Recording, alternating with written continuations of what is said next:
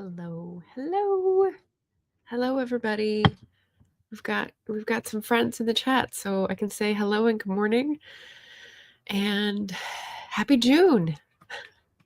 There's a thing going around right now that's pretty fun. It's called Joyreading June, but I have to say on this channel there will be no joy reading in June.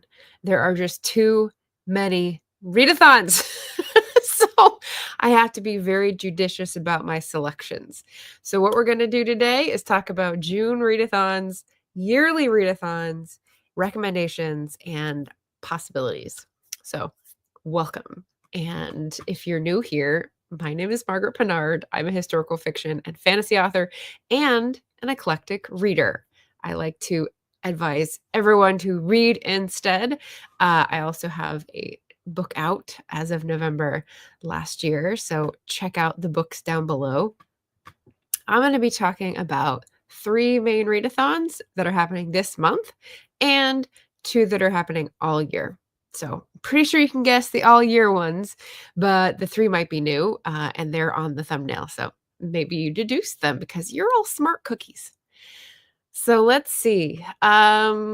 We've got an Eva in the chat. Hello, hello, lovely. We've got a Catpaw Rosales. Hello, hello. An RK Stumbling Bear who's very excited to make it to the live. Welcome, welcome. Oh, hey, Devin Gambrell Clark. Hello, I have the stream up, but we're getting ready to do some yard work. Well, as you can see, I am in a cable knit sweater because here in Portland, it is not busting out all over June. So we are overcast. We are under 60 degrees. It's just what it is. Yeah, StreamYard's trying their darndest to make me pay more money. Nope. Oh, we've got a Leah here, a pen to paper. So glad to catch you live. Nice to see you too. Yes, always love the break the block chats. Very nice. Monique is here. Hello, hello. Happy June. The book is so good. Wait, what are you talking about? We haven't mentioned a book yet, have we? Oh, Orla, my book. Oh my God. See? Thanks, Devin. Thanks for that. Oh, hi, Albert. Welcome, welcome. Happy June. Oh my goodness. Eva got 25 free books this weekend at a kickoff event for the summer reading program. And I randomly started reading one, and it's from the POV of a character in a storybook, a princess. Oh, that's fun. 25 free books. That's amazing. That's a score. Happy Sunday, Leslie. This weather is wild. Sunny, humid in the morning, and switching to overcast by 6. Yeah, it's bizarre. It's bizarro world. So yeah, sweater weather, June 1st. Here we go. I've got a question of the day, so I'm gonna go ahead and pop that in the chat and then just put it up for folks. Hopefully that'll work. Because this is gonna come in relevant when I talk about the yearly readathon. So the question of the day is, do you prefer a first-time success, like you broke a new barrier, or a streak where you like stack up achievements and accomplishments over time? Chew on that. And I'm going to start with Climathon. So Climathon is a year-long readathon. I am a co-host along with Tasman and Anya, and it's just highlighting books that are talking about the climate catastrophe, whether that's cli-fi thrillers in fiction or nonfiction about the science, the policy, the psychology, what we're going through right now during the 6th mass extinction event. So yeah, it's a lot. And we find as co-hosts, it's somewhat helping us cope to talk to other people about it and feel better. And so that's what Climathon is about. The news on Climathon is not book related. It's that I'm going to have an author come on and we're going to talk about some of the things that she is connecting with in terms of climate catastrophe.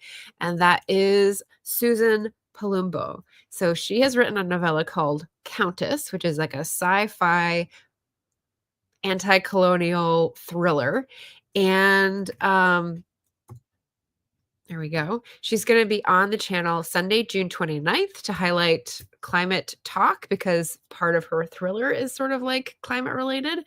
And I'm very excited because she seems really cool and I loved the novella.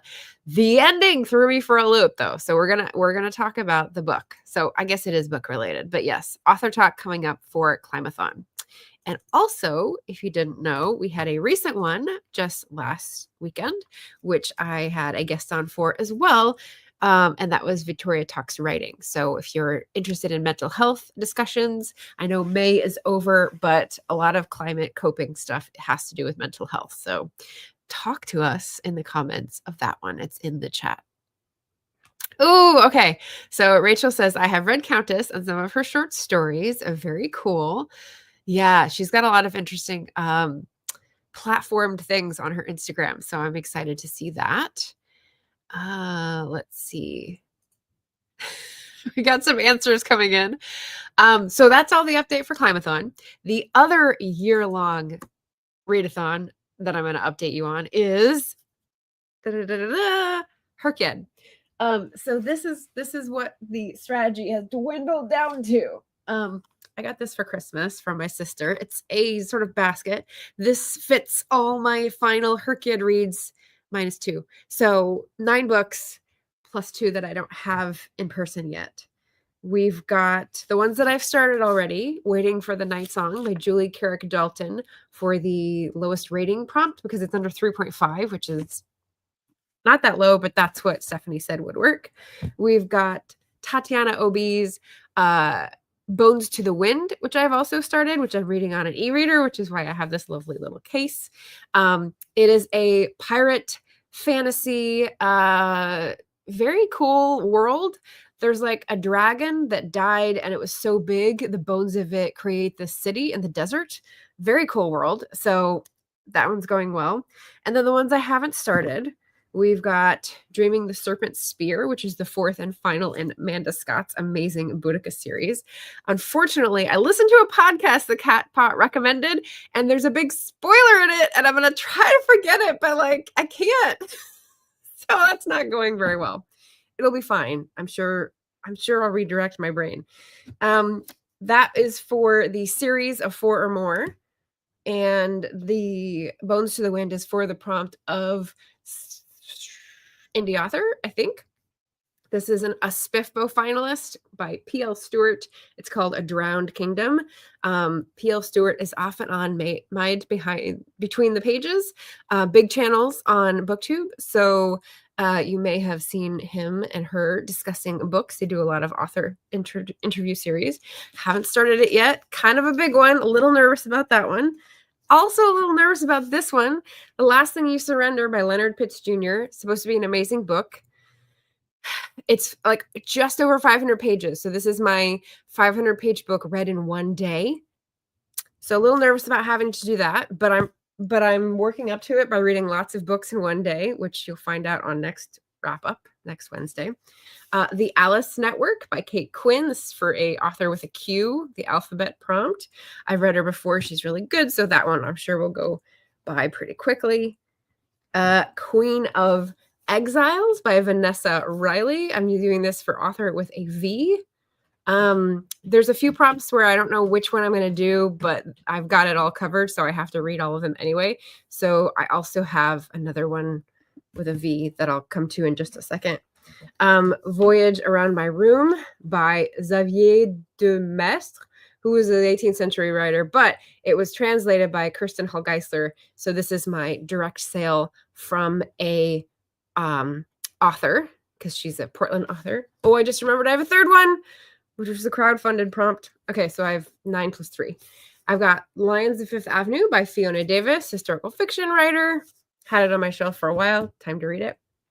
Those are the ones that I have in person, if you will. And the ones that I don't have that I need to get are Vicious by V.E. Schwab, Left Hand of Darkness by Ursula K. Le Guin, classic, and the climate thriller that I bought from crowdfunded, which is not supposed to be that long, but it's on an ebook. So Yes, so that's the update. So 12 books in a month, 5 weeks, I should say. I think I can do this, but it's not going to be joy reading. Those are exactly the books that I need to read. So it's going to be so nice when I don't have this goal anymore. hence the question of the day. Okay, so now that I've gotten through that, let me see if there are answers to the question of the day. Which is here. We have Cat Paw saying hot and sunny here. We have Anita. Hello, Anita. AF Stewart. Eva says yes. So either one. She's bucking my question and not giving me a binary answer. Good for you. Let's see. Rachel. Events. Yes, I'm so close. It's, in Breaking the Block, it was really like, is this a huge topic? No, but it's a big topic for a very niche audience. It's kind of the same thing. I keep bringing up HRCYED in chats on Booktube, and most people are like, what is that again? I'm like, oh my God, hasn't it consumed all your waking minutes from like last year? No? Okay. Yeah. We've got a Felicia. Hello, dreamingtruth.author.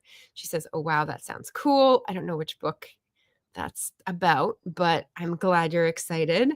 Kappa says, totally missed the spoiler. Sorry, I'm only on book 2. I thought you had read them. I thought you were rereading them. Okay. Oh, we've got an arch nemesis. Hello. I think this is Jack at Sci-Fi Finds. Nice to see you, friend. Catpaw says Alice Network was a breezy read. Yes. And Jessica at Lady Lovestead Reads also said it was really good. I think just saw a comment from her. Catpaw says Left Hand of Darkness is available in 2 variations as audiobook on the tube. Oh. Yeah. Then I would have to play it on my phone and not have the screen go out. So it would drain the battery a lot faster. And I wouldn't be able to put it in my pocket easily because it would hit the screen. So I don't often listen to audiobooks on YouTube. I wonder if doing it on the app instead of a browser. I don't know. Good point. Good point. Hey, Adrienne. How's it going? Nice to see you. Oh, hey, Kat. Hello, hello. Good morning. Oh, the one with the dragon skeleton. The name is Bones to the Wind by Tatiana Obey, O-B-E-Y. Like it looks like obey, but they pronounce it Obi. And she's a good friend of C.M. Lockhart of the Written in Melanin channel. So that's where I think I heard about it, but it was a while ago. So it could have been somewhere else. But they've definitely talked together on the channel and are besties. So yeah. Bones to the Wind. Pirate fantasy. Very cool. I admit I DNF'd it at 20%. I don't need another. I didn't like Wizard of the Earthsea. Oh, okay. Read it twice. Still not my kind of thing. Okay. Left Hand of Darkness. I feel like a lot of it will probably go over my head. She was pretty smart. I'm okay with that. Maybe I'll read it once and then read it again with someone else and they'll be able to point things out to me. I don't know. Albert, have you read that one? If you're still here? Adrian says, fallen way behind on my reading. Gotta get caught up. You've been busy with some stuff, I think, Adrian. No worries. Okay, so no other answers to the question before I get too sidetracked. The question is, do you prefer one first-time success or a streak of successes? Because for me, I am a one-time success person. I did Half Dome. I climbed Half Dome, did it once, don't need to do it again. I ran a 10-mile race, whatever, not a race. I was not in the race part. I was just in the finishing part and don't need to do it again. I'm doing HRCYED. I'm reading for like 142 prompts or whatever ridiculousness this is. And once I get it done, I could say I did it once.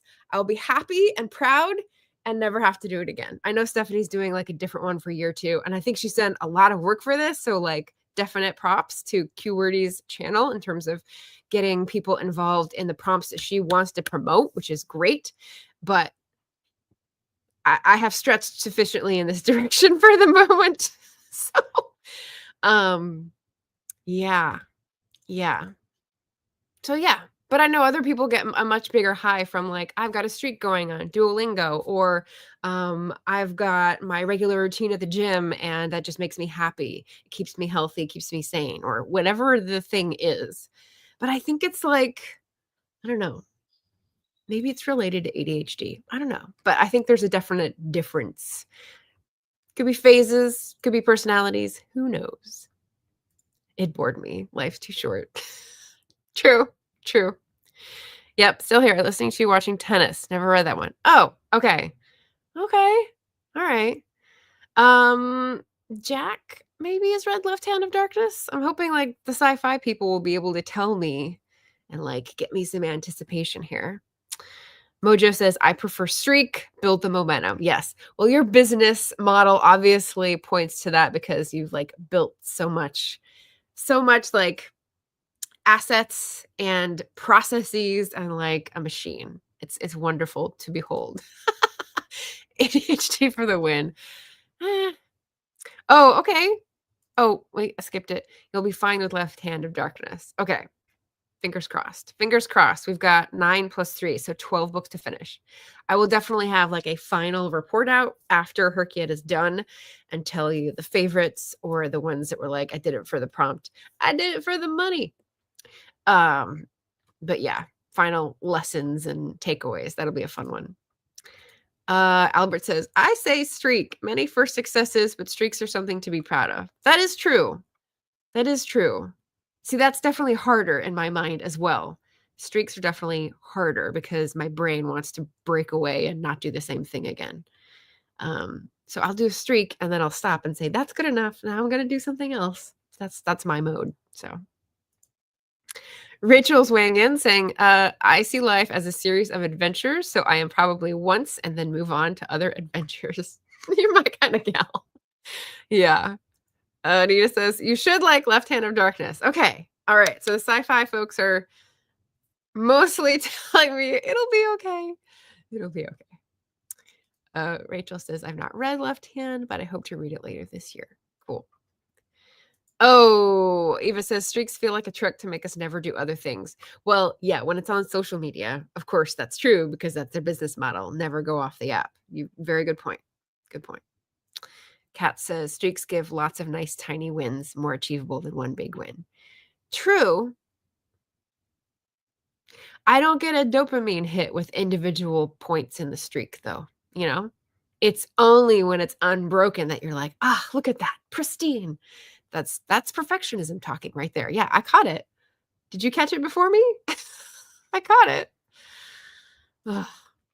All right. So great answers. I love that we have different opinions, but I can see everybody's validity of their opinions, which is great. I think a great place for me to be as everyone coming on my channel and me seeing the value of all the opinions. Okay, June audiobooks. We're going to shift.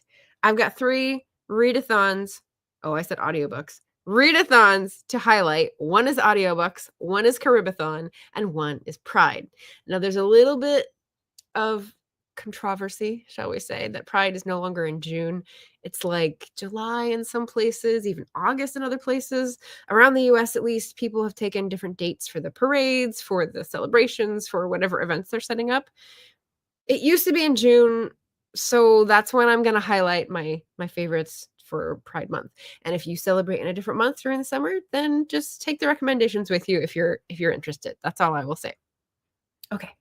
So I got ready with my little notepad here to tell you some favorites, and I did have to narrow it down. You see there's some cross outs here. I had to narrow it down so that I wasn't talking at you forever. I've got 4 audiobook favorites to recommend.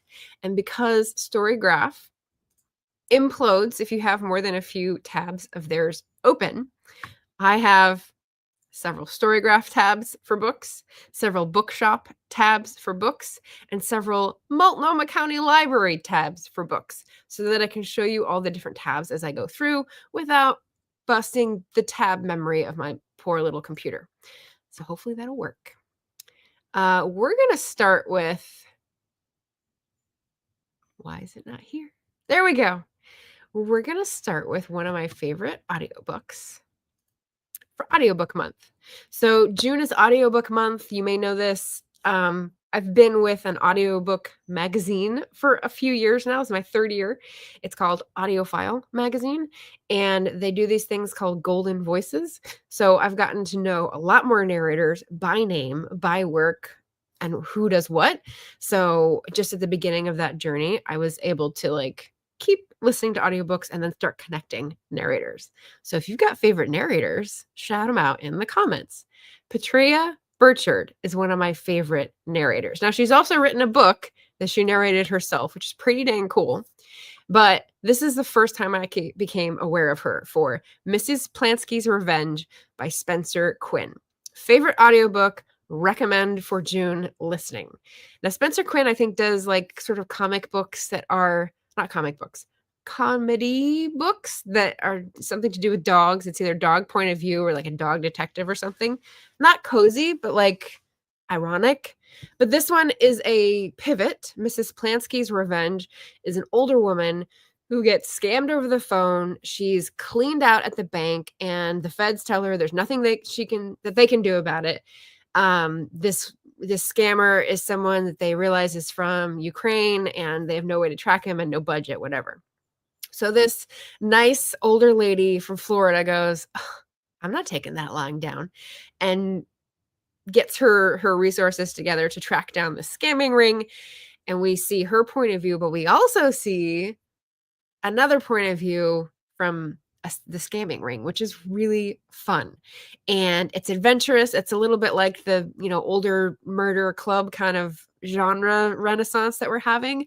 And it's really funny. So there's my review. Quirky, heartfelt, a delight. And the narrator nails it. So this is one I would definitely recommend the audiobook for.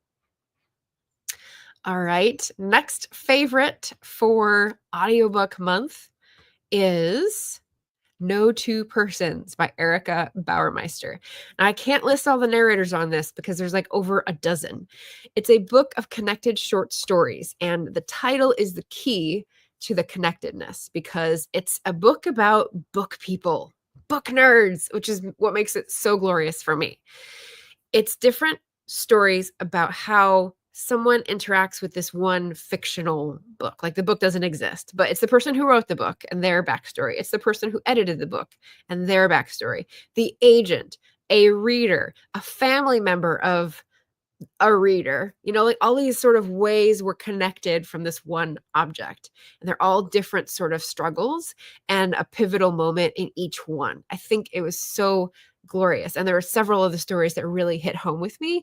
So even if you don't like all of them, like I loved how it sort of flowed and sort of touched, but wasn't too like, it wasn't saying the same thing over and over again. Each person had a different relationship with this book. So I loved it and definitely recommend. So that's the second.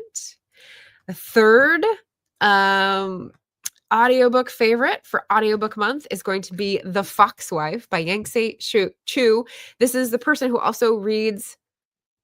Wait, is it the same? I think it's read by the author. I think it's narrated by the author.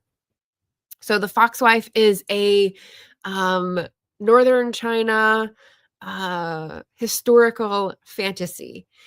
There's also a mystery in it. There's also like a fox trickster shapeshifter character in it. So we have a genre mashup, which I love. We've got someone with a very dry sense of humor narrating, who is the fox character. And she's coming in and out of different situations trying to figure out what happened to her child, because this child has disappeared or died, and she's trying to figure out where to go from here. It takes place around 1910, so we've got some modern trappings. We've got the Chinese government changing, and we've got a very inhospitable, cold northern climate, and a mystery of fantastical and mystery, and it's just beautiful and very funny. Like she narrates it very funny. So again, I highly recommend the audiobook version of this. And then the final one. Oh, I didn't look it up. I got distracted. Okay. Boom. final audiobook recommendation is going to be All the Water in the World. So instead of cold northern climes in China, this is set in post-apocalypse New York City. It's by Erin Kafal, and the narrator is Eunice Wong. And the narrator is amazing. Eunice Wong is fantastic. She is narrating a very young character who has, I would say, tendencies that indicate she's on the spectrum, because I can't say whether that's exactly the case because it's post-apocalypse. There's a lot of trauma happening, and that can produce similar looking tendencies for people who need to cope, especially children. But I really appreciated that the character made sense in their own world, in their own context. And so here we are in New York City. There's been catastrophic events. Like, a lot of the city is trashed. Everything's wild. People are dangerous. They don't trust each other. But there's this small core of people who have congregated on top of the Museum of Natural History. And they've got a garden. They go out for foraging. They've got like tools, and they're trying to help each other survive, right? But then the superstorm comes and all hell breaks loose, right? So they go on this sort of epic adventure, and you get more violence, you get more trauma, you get more learning, you get more trusting, and then all just these sorts of interesting social interactions. So fantastic book, fantastic narration, and I would say really good representation, even though I can't judge it from my own experience, but I really appreciated a different characterization than I usually see. So I'll take that down for a second and catch up for a little bit. Audiobook month. We've got those 4, and I'm going to recommend, or not recommend, those are my recommendations. The one that I'm excited to read is 52 Ways to Reconcile: How to Walk with Indigenous Peoples on the Path to Healing by David Robertson, narrated by the author. So this caught my eye because it looked a lot like there was another book a few years ago that was like 42 Things You Don't Know About it wasn't the IRA, it wasn't the Indian Reorganization Act, but it was about how Canadians and their government interacts with the Indigenous populations. And it looked kind of similar. So maybe it was 14 Things You Didn't Know. Anyway, similar format to the title.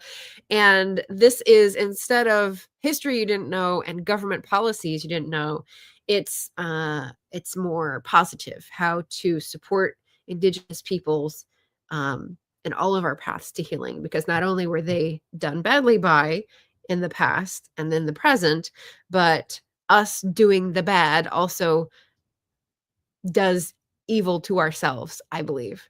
So I like that way of framing it. Walk on the path to healing. So that's my audiobook. I haven't heard of the author, haven't heard the voice. So hopefully it's not that long. It's only 6 hours. It'll be illuminating and easy to listen to. I have to say, I just finished watching all the On Tyranny talks by Timothy Snyder, and it's fine. It's good to get the word out, but they shouldn't have had a mic on him so close, because he's a lip smacker and a swallower, and it was way too loud, and it was just uncomfortable to listen to. So read the book if you can't put up with that. It was getting really bad towards the end. But anyway, audiobooks. Yes. All right, so I'm getting back to the chat just to catch up. Go a day without evaluating your progress, lose all streaks, win. I think that's like the upside down way of looking at it from Eva. I love it. I love it. Leah says, have to watch the rest later. Have a great rest of the live. Thank you for coming and saying hello. Rachel says, for audiobook narrators, I like Robin Miles. Yes, fantastic. She's a golden voice. And Inés del Castillo, who I don't know. I will have to look them up. Hold on. All right, she popped up eventually. Oh, Kennedy Ryan. Okay. Nice. It looks like a romance narrator, maybe. Cool. Thank you for the recommendation. I'll see if they have any work on on Audiophile's website. That'll be fun. Albert says, I love audiobook narrator Michael C. Hall, the actor who played Dexter. He gives a great performance. Very cool. Very cool. Yeah, some of it is tech, like the booth and the sound absorption that you have, and whether you can cut out all the weird noises. But some of it is talent, emotion, like depth. It's really good. Kappa says, all the water felt incredibly realistic and therefore scary as fuck. Yes, I agree. So I also listened to Dry by Neil, not Stevenson, not DeGrasse Tyson. What's the third Neil in sci-fi? Anyway, his book Dry is like a YA thriller about the taps going dry in Southern California and how we all descend into chaos and like the feral state. And I was like, that's too real. I was like shaking reading parts of it. And All the Water in the World is similarly like my breath was not coming evenly. It was really, really well done. Devin's taking a break. Yard work is hot. I don't blame you. Okay. Yeah. So we just did our audiobook recommendations, and the one book that I have on my list to read in June, Catpaw says Dry is on my soon to read. Neil. Anyway, he writes with the sun. There's a TV series coming out, I think, of one of his works soon. So big deal. I'm just blanking on the name. Rachel says, I heard Castillo read The Six by Lauren Grush, which is nonfiction. The six meaning the six victims of the Ripper, I think. Lauren Grush. That's not ringing a bell. I could be way off. I apologize if so. I'm trying to connect the dots in my head, but again, they're not all there. Devin says, I have to say that I'm really enjoying Imogen Church as an audio narrator. She's really good in Light Chaser. I think I've heard of her. I think I've definitely looked for her handle when I'm doing social media posts before. Thank you. Put me out of my misery. Thank you, Rachel. Schusterman.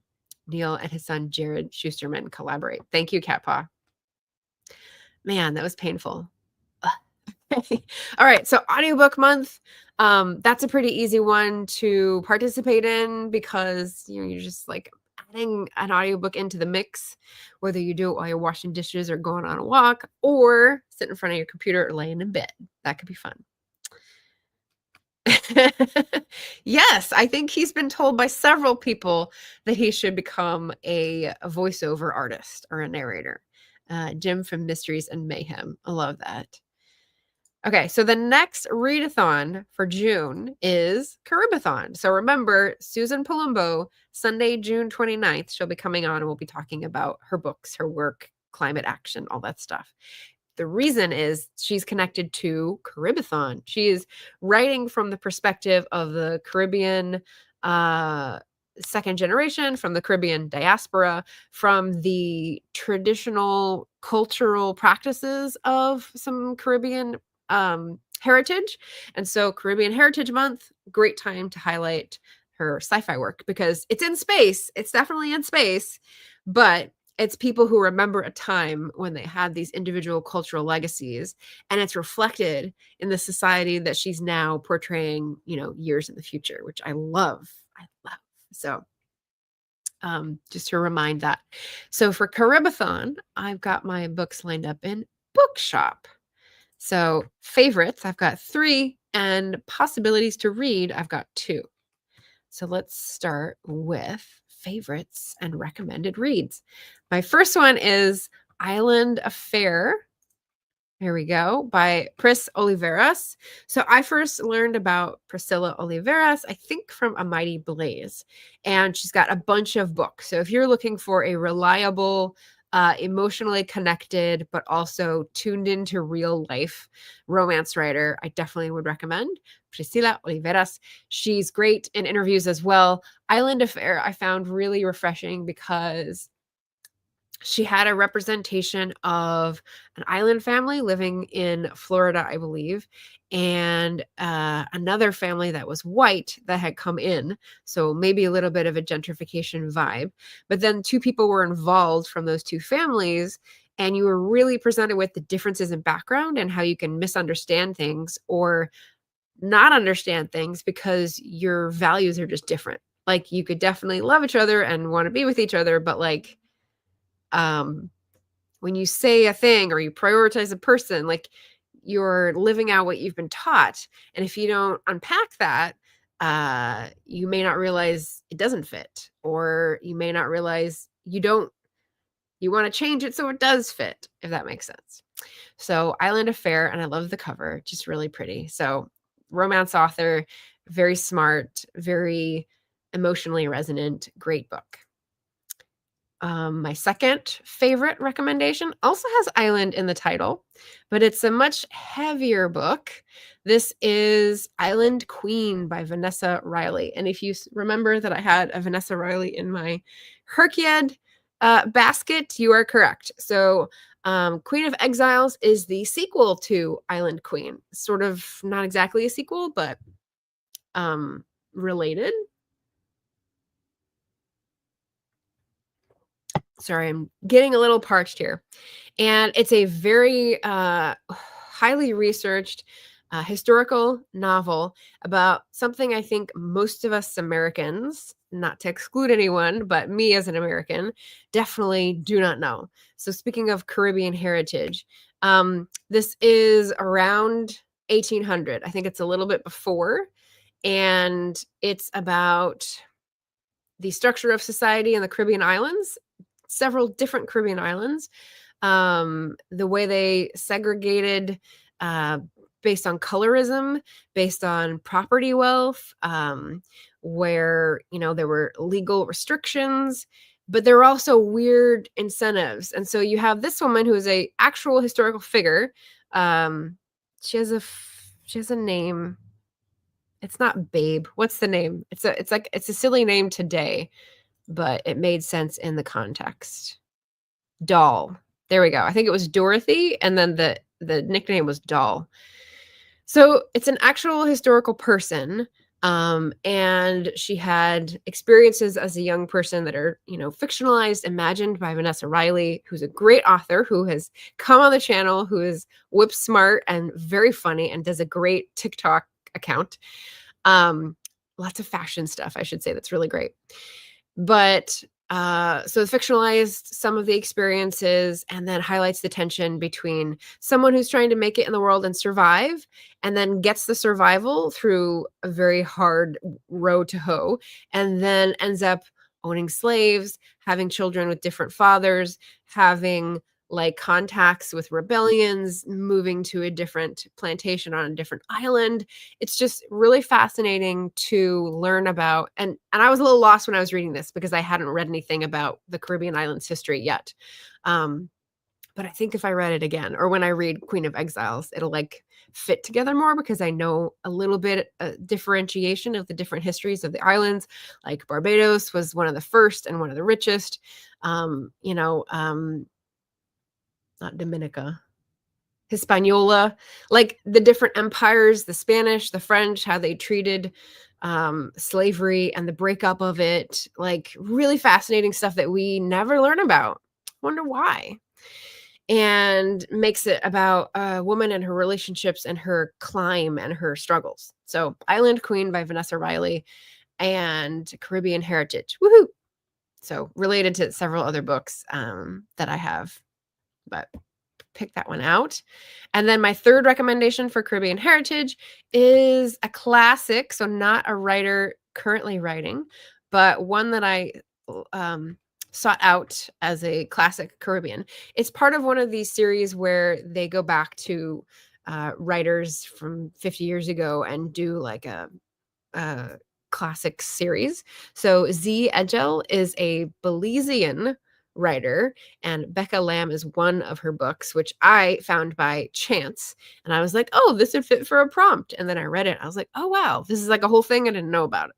So it's a little slower paced. It's a coming of age. So the protagonist is younger. It takes place in Belize, which I didn't know boo about. It talks about the weather, like hurricane season is a big thing for the Caribbean. I mean, yeah, obviously, but like really, really, it talks about boarding school. It talks about government changes. And if you remember Callie Browning, who was on the channel in February for the Black Author Tuber Readathon, she talks about her own experience and her own research with her country, but it's a similar kind of thing. Like the government changes, a lot of them happened in the 50s and 60s. Being independent from Britain and what that took and what it left them with. So that was pretty interesting. And you have to read between the lines. It's not spelled out. It's, a fiction. It's not a history book, but interesting to know about. Very, very fun. Okay, so those are my 3 for CaribAthon. CaribAthon, I should note, is actually happening like June 8th to the 22nd. So it's like the middle 2 weeks of the month, but I don't get that nitpicky with it. I just do it during the whole month of June, and I don't think Beka and Run Right Reads are going to, sick the dogs on me. I think it'll be okay. So yeah, CaribAthon all June long. Why not? Let's see.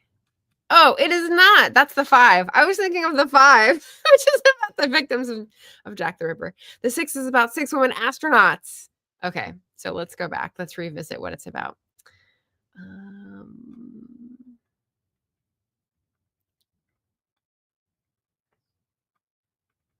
Did I see? Did I miss it?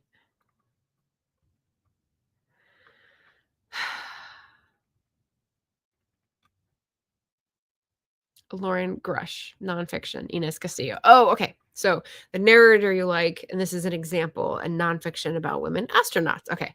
Thank you, Rachel, for clearing that up. The 5, the 6, I was close. The associations in here can get a little dicey. Kappa giving hearts to Rachel's comment and heading back out. Water is a must. Yes, stay hydrated. Okay, so my 2 recommendations, not recommendations, sorry. I'll take a sip. I need to slow down. Deep breath. Okay, so we got through our recommendations for Caribbean Heritage Month. Now, the possibilities. I'm very excited about these possibilities because one is a recommendation from someone else, Seriela, on Booktube that I've been waiting for years.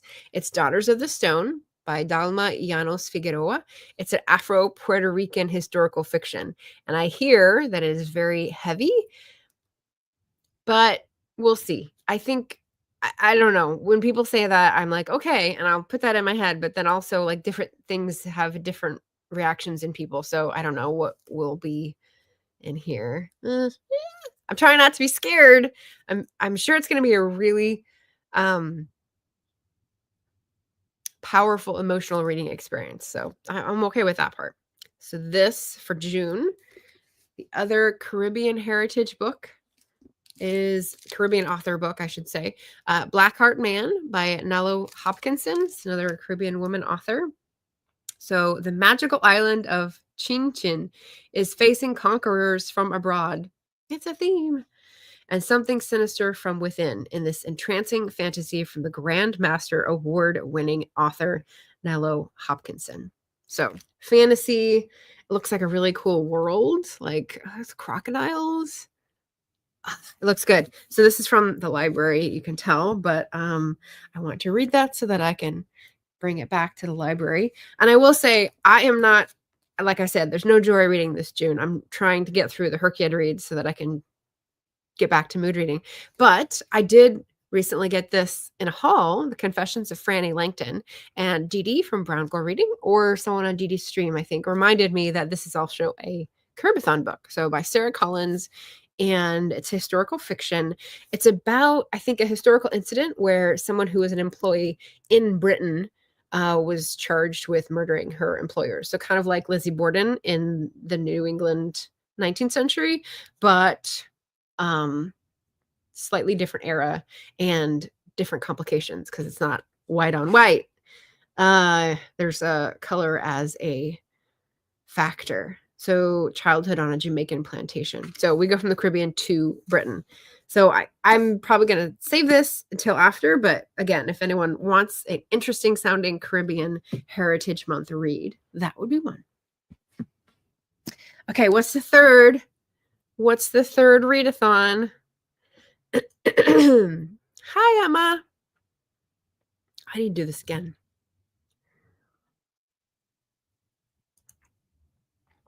Oof. Okay. Third readathon is Pride. And again, for some of y'all, this may leach into July or August in terms of your local celebrations. But because traditionally Booktube has had Pride reading highlighted and featured in June, that's what I'm going to stick with for recommendations. So I've got 5 favorites to recommend and 2 possibilities for me to read this month. So the 5 are sometimes in the other categories, which is kind of fun. So I'm going to go to the library website to share these. Don't want the tabs going crazy. So the first one I loved reading or listening to was Mortal Follies by Alexis Hall. Now, Alexis Hall is a big LGBTQIA writer and very famous and well-loved, I think. This is the only one of hers that I've read, Mortal Follies, and it is sapphic, historical, mystery-ish, and fantasy. So genre mashup. I need like a banner that says genre mashup. I don't have one. It's fine. But yeah, so that's part of why I loved it. The other part was that I listened to it as an audiobook. So if you are looking for Regency, Emma, if you are looking for snark, if you are looking for literary references dropped left and right, if you are looking for intrigue, and then all that in the package of a LGBTQ read, then this is definitely going to be on your list. I love the fact that the narrator, oh, and I don't have the narrator up. I think the name begins with an N. Let's see if I can find it. Neka Okoye. There we go. So the narrator of the book is Puck Robin. So the Shakespearean fairy character, sort of ahistorical fictional character. The narrator of the audiobook, Neka Okoye, is deliciously fast at relating the mouthfuls that come out of this narrator. So it's a little confusing when I say narrator for both terms, but if you know, if you can sort of sort through that and realize the narrator of the book is the one who's telling the story in the book, and the narrator of the audiobook is the one in real life who's bringing you the words to your ears, then like both were great choices. So I love that. So Mortal Follies is the first one for Pride. The second recommendation I have is a more recent read. It is Mutual Interest. So this is a novel by Olivia Wolfgang Smith, who I had on the channel not too long ago. As you can see, it's set in New York City. That's the Flatiron Building or something close to it. And it's set around 1900, a little before and a little bit after. And it's basically the backstory of this woman who's a very strong character, and she's a little different from everybody else in more ways than one. And she finds her social climbing ending up in this interesting arrangement. And Mutual Interest, as the title, is a brilliant one because it's talking to both the elaborate jockeying we do to try to get ahead and make deals with people to get ahead, and also the question of like, do we even know what is in our interest? So I really loved talking with her, and I really loved reading this to sort of play out that idea. And I loved the cover. I don't know, for some reason that did it for me. I've got a few more here. So next library tab to share is the novella Countess by Susan Palumbo. And it is pretty short. I think it's about 100 pages. And like I said, she did, I think, just finish drafting her first novel, which is pretty cool. But Countess is here we go, queer, Caribbean, anti-colonial Count of Monte Cristo set in space. So like, come on. that's like blow it out of the water. Really well written, lots of action. and like little details that are really cool, like the food that they hunger after and the family members that they think of, and really good stuff. So I enjoyed that, and I'm very excited to have her on the channel at the end of the month for the Climathon TRC. The next Pride book recommendation is The Mars House, and I've also had Natasha Pulley on the channel. I loved talking with Natasha twice, actually. The Mars House is sort of climate dystopian.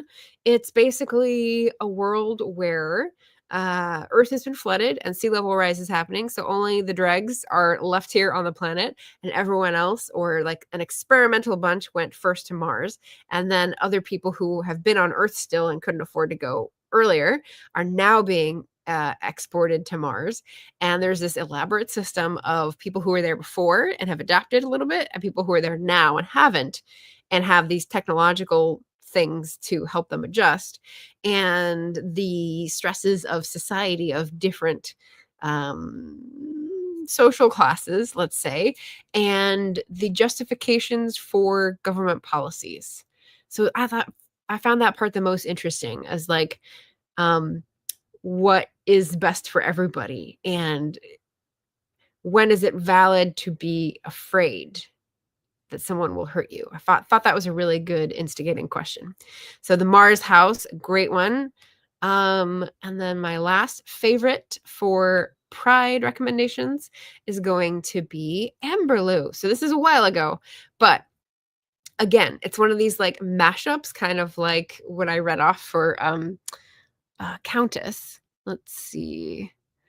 So Amberlough is set in a fantastical universe that does have magic, but it's primarily, the vibe is primarily like a spy novel with lots of Pride themes, like individual freedom and trusting and boundaries, and like double crossing and in-group and out-group. And yeah, the added layer on Amberlough and that series by Laura and Lena Donnelly is that it's mimicking a 1930s style fascist takeover. And, you know, I'm reading this book right now, which is a little bit drier and more political theory, from fascism to populism in history. But I'm learning about what fascism actually is, which I don't think most of us have a good handle on. And his main point so far is like, people throw these terms around and don't know what they mean. And I'm like, yeah, that's definitely true. So I'm finding it interesting to learn about populism and what it means, and fascism and what it means, and like the definition for the professionals, the political history people. And yeah, so it's pretty interesting. And I love how the understanding of its development is incorporated into this book, and it would probably be a really interesting read right about now. So yeah, there's that. So those are my 5 favorites for LGBTQIA plus Pride Month. And my possibilities. So I had 2 possibilities that I was going to focus on, and they're also like double dip genre wise. One is Sorcery of Thorns by Margaret Rogerson. I've read one other book by her and really liked it, so figure this will go by pretty quickly. I may not get to it. I probably won't get to it with all those HRCYED reads, but I'm very interested, and I love her covers, and she's a Margaret. So, and then the other one I had put down was A Minor Chorus, which is a short novel by Billy Ray Belcourt, and he is an Indigenous writer, American, I think, instead of Canada. Dang it. Okay, a writer from the Drift Pile Cree Nation, and he's a creative writing professor at the University of British Columbia. This is a queer Indigenous doctoral student steps away from his dissertation to write a novel. Oh, I thought this was a play. Okay, so it's a short novel, and it's about queer Indigenous contemporary identity. So this will be something totally new for me. Definitely triple dip in terms of like different types of book, but we'll have to see what it's like inside for the vibes, because I have no idea. I think I've seen one person review this on Booktube, and I might have their name attached to it on Storygraph, but I don't have it in my head right now. And then when I was looking over my shelves to get these possibilities out, I realized I still had this one, even though I knew the end by C.L. Polk, which is one of the books that I thought about doing for the end prompt at the end of last year, and I did not get to any of them. So, no shame. I just thought it was a cool idea to do the end books and then didn't get to them, which is fine. But that's a really short one. This is queer fantasy romance, I think. Let's see. A fantastical noir. A magical detective dives into the affairs of Chicago's divine monsters. Sapphic period piece. So, I think this will be a good read for me. So anyway, Pride Possibilities, and that is the third readathon. So we went over Climathon, although not really the books that I'm reading at the moment, just the guests that I'm excited for. We just had Victoria Tuck's writing in May, and we will be having Susan Palumbo in June. We talked about HRCYED and my 9 books left, plus 3 more that I have to get in my hot little hands to finish. Then I could go back to mood reading. And we talked about our 3 June readathons, which are Audiobook Month, CaribAThon, and Pride. And so hopefully I gave you some recommendations of books that I loved in all those categories that maybe got you excited, and some of the possibilities that I'm going to try to read along with the HRCYED books.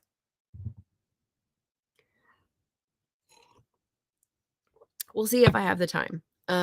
There's over a week where I'm going to be going to Yosemite for a family reunion, so I doubt that I will get much reading done then. And it is important that I am in the present for family reunions and such. So that is okay. But yeah, we had, I think, an even break of streak versus one-time success people. So I loved getting your votes there. Which of these readathons do you think you might participate in? What do you think? And we'll finish up.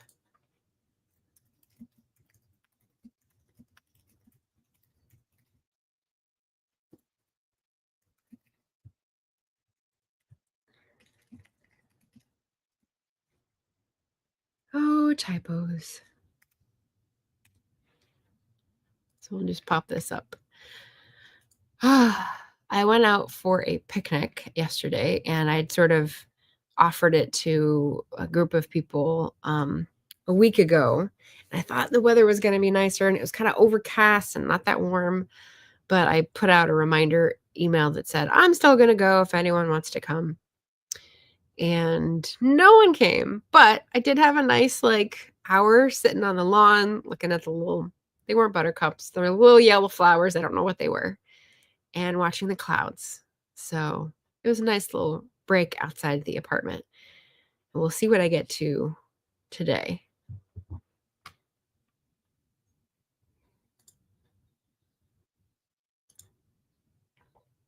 Rachel says, I really enjoyed, even though I knew the end.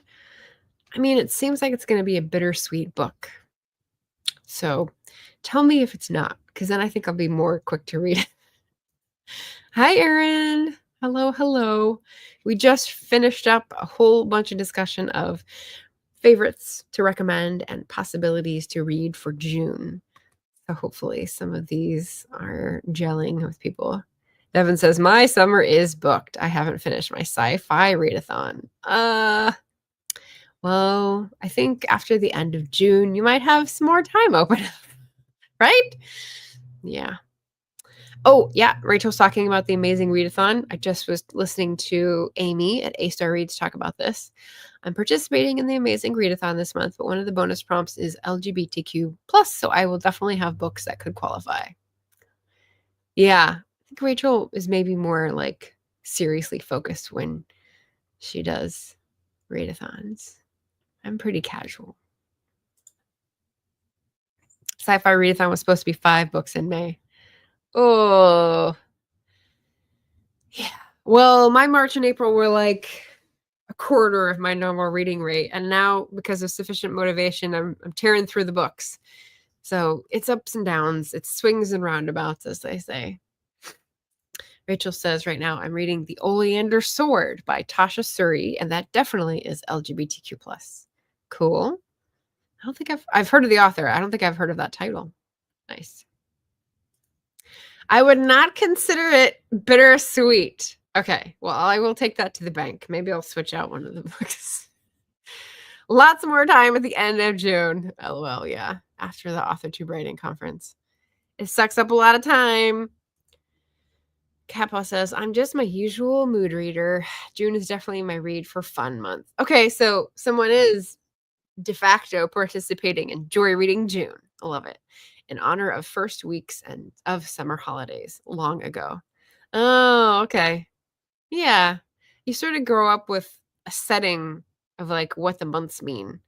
I have found it pretty hard to like August, but I think with the last few years of making something in August for the channel, it's trying to rewrite like boring, hot, sweaty, like not going to school. So what am I as a book nerd supposed to do?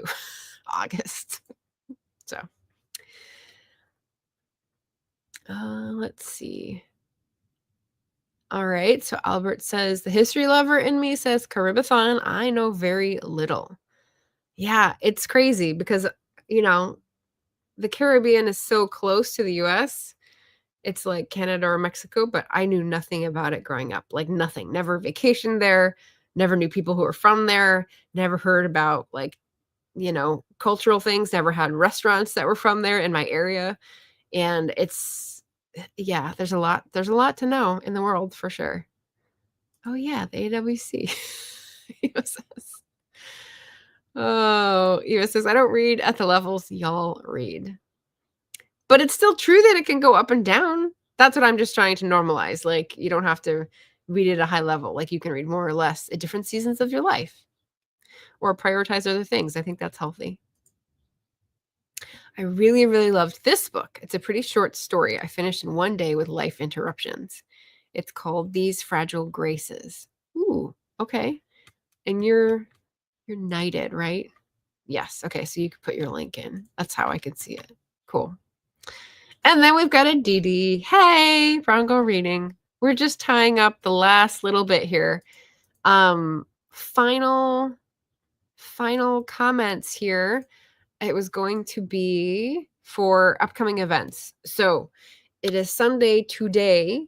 I will have a Wednesday wrap up this week. I will have a First Friday productivity stream on Friday.